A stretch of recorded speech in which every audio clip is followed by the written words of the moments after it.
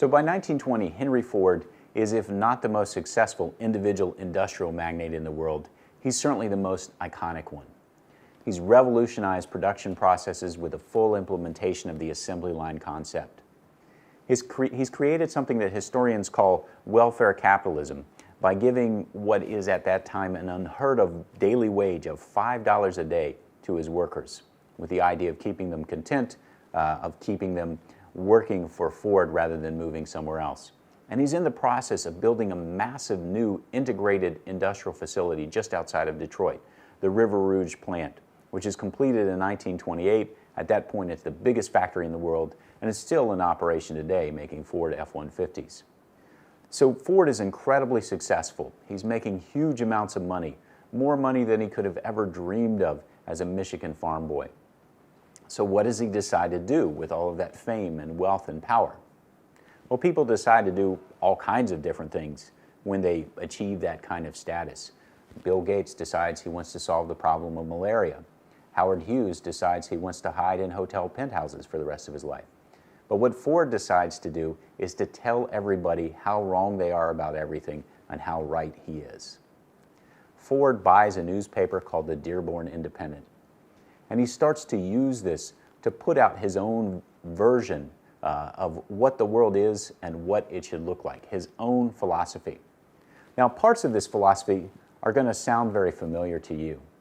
They're going to sound very familiar because many of them are later picked up by others who are convinced that their own success, their own wealth has made them authorities on just about everything. You know, Ford, of course, is perhaps not popular with historians because he famously said, "History is bunk. History is nonsense." But he also thought a lot of other things were nonsense as well. Government interventions in the economy, those were nonsense.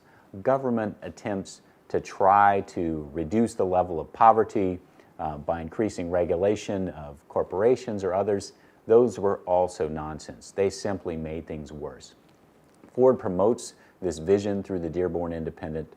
It's not only circulated in Michigan, it is available for free at every Ford dealership in the world. One more thing that Ford also thinks. Ford thinks that the Jews control everything.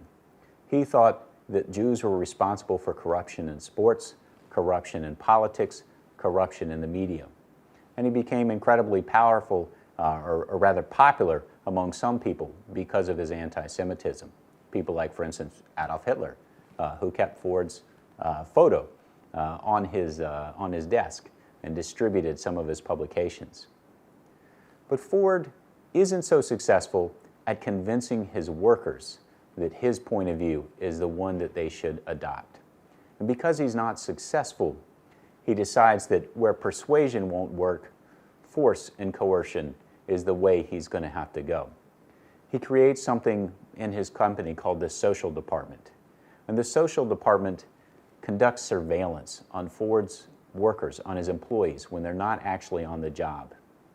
They study the workers to find out who's a drinker, who's a gambler, who is not paying child support, and there are punishments for them on the job, wage cuts, or even getting fired for that kind of behavior. And Ford is especially concerned to prevent union activity among his workers. A sort of auxiliary to the Social Department, which is mostly composed of people like former professors and so on, is another group which is mostly composed of former boxers.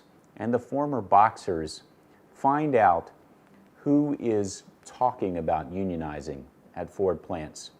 And they meet them, this happens pretty consistently, they meet them at the end of the day and they beat them up.